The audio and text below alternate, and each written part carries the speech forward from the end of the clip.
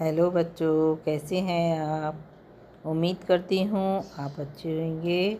बच्चों, हमेशा की तरह मैं आपके लिए कहानी लाई हूँ जिसका नाम है राजा की जादूगरनी की कहानी। तो शुरू करते हैं। सेनापति जी, आज मेरा मन शिकार पर जाने को कर रहा है। वैसे तो मुझे शिकार के लिए बहुत दिन बीत चुके हैं। अवश्य चलिए महाराज, इसमें सोचने की क्या बात है। मैं अभी शिकार पर चलने के लिए सारी तैयारियां कर लेता हूँ। थोड़ी देर में ही महाराज व सिपाही शिकार खेलने के लिए जंगल चले जाते हैं और थोड़ी ही देर में वे दोनों जंगल पहुंचकर शिकार करने लगते हैं। इसी तरह महाराज को शिकार खेलते खेलते बहुत देर हो जाती है। तभी महाराज अपने घोड़े से उतरकर एक पेड़ के नीचे आराम करने लगते हैं। महाराज कहते हैं, सेनापति जी, मुझे बहुत जोर की प्यास लगी है। प्यास के कारण मेरा गला सूखा जा रहा है, इसलिए तुम कहीं से पानी ले आओ, वरना मेरा दम घुट जाएगा।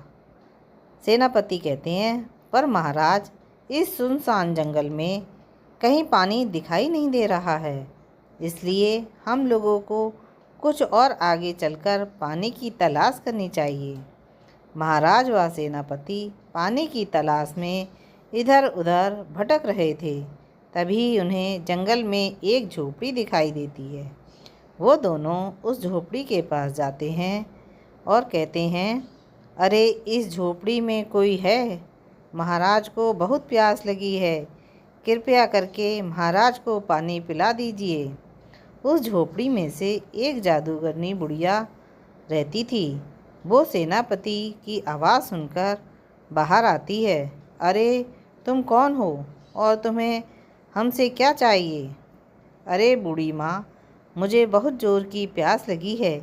कृपया करके थोड़ा पानी पिला दो। अच्छा, पानी पियोगे? तभी रुको, मैं तुम्हें पानी पिलाती हूँ।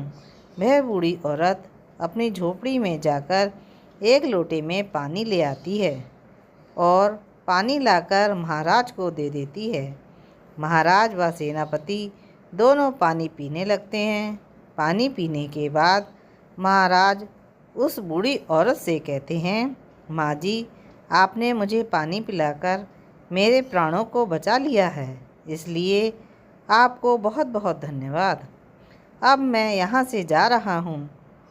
क्या कहा, जा रहे हो? पर यहाँ पर आकर कोई वापस नहीं जाता है। ये तुम क्या कह रही हो? मैं बिल्कुल सच कह रही हूँ। अगर तुम्हें यकीन नहीं है तो खुद ही देख लो। इतना कहकर वो बुढ़िया अपनी छड़ी घुमाकर महाराज को तोता और सेनापति को कबूतर बनाकर एक पिंजरे में कैद कर लेती है।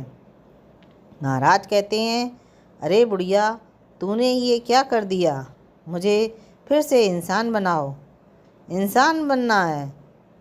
इधर 2 दिन बीत गए। महाराज और सेनापति वापस नहीं आए तो पूरे राज्य में हाहाकार मच गया। सभी लोग महाराज को ना आने पर सभी लोग चिंतित हो गए हैं और अरे, महाराज को शिकार पर गए 2 दिन बीत चुके हैं, पर वो अभी तक वापस नहीं आए हैं। हमें लगता है वहीं जंगल में महाराज के साथ कोई अनहोनी हो गई है। इसलिए राजकुमार, अब तुम ही कुछ करो और जंगल जाकर महाराज का पता लगाओ। तुम लोग चिंता मत करो, मैं अभी जाकर पता करूँगा कि पिताजी इस राज्य के राजा अभी तक वापस क्यों नहीं आए हैं। इतना कहकर राजकुमार घोड़े पर सवार होकर महाराज को ढूंढने के लिए जंगल में चल पड़ते हैं और कुछ ही दूर में वो जंगल में पहुंच जाते हैं। महाराज को ढूंढते ढूंढते काफ़ी समय हो जाता है। उसके बाद वह उस जादूगरनी बुढ़िया की झोपड़ी के पास पहुंच जाते हैं। राजकुमार को देखकर पिंजड़े में कैद महाराज कहने लगते हैं, अरे बेटा, तुम यहाँ से वापस चले जाओ, क्योंकि इस झोपड़ी के अंदर एक जादूगरनी बुढ़िया रहती है जिसने हमें तोता और सेनापति को कबूतर बना दिया है। अगर वह आ गई तो तुम्हें भी पक्षी बनाकर कैद कर लेगी। क्या क्या कहा आपने? क्या आप ही सच में राजा हैं? हाँ बेटा, इसलिए तुम मेरी बात मानो और यहाँ से चले जाओ, क्योंकि इस राज्य के अकेले उत्तराधिकारी तुम ही हो। अगर तुमको कुछ हो गया तो इस राज्य को चलाने वाला कोई नहीं बचेगा। राजकुमार, नहीं पिताजी, आप दोनों को यहाँ से आज़ाद किए बगैर मैं नहीं जाऊँगा, चाहे कुछ भी हो जाए। राजकुमार की आवाज़ सुनकर वह बूढ़ी औरत बाहर आती है। वह बुढ़िया कुछ बोल पाती कि उससे पहले ही राजकुमार ने उस पर वार कर दिया। राजकुमार के वार करते ही उसका सर धड़ से अलग हो गया और उसके धड़ पर फिर से एक सिर लग जाता है। राजकुमार जितनी बार उसका सर काटता है उतनी ही बार उसके धड़ पर सिर लग जाता था। यह देखकर राजकुमार बहुत परेशान हो गए। तब राजा बोले, बेटा, जब तक तुम इस बुढ़िया के हाथ में से जादुई छड़ी नहीं हटाओगे तब तक ये नहीं मरेगी। इसलिए तुम इस बुढ़िया के हाथ पर प्रहार करो। महाराज के बताए अनुसार राजकुमार ने बुढ़िया के हाथ पर वार किया तो उसके हाथ के साथ वो जादुई छड़ी भी दूर जाकर गिर जाती है और राजकुमार ने जादूगरनी का अंत कर दिया।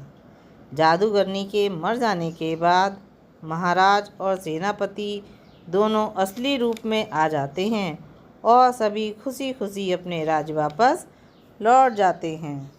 बच्चों, आपको मेरी कहानी कैसी लगी? अच्छी लगी तो जल्दी से मेरे चैनल को लाइक कीजिए, शेयर कीजिए और सब्सक्राइब कीजिए, जिससे मैं आपके लिए और अच्छी कहानी लेकर आऊँ। फिर मिलेंगे नई कहानी के साथ।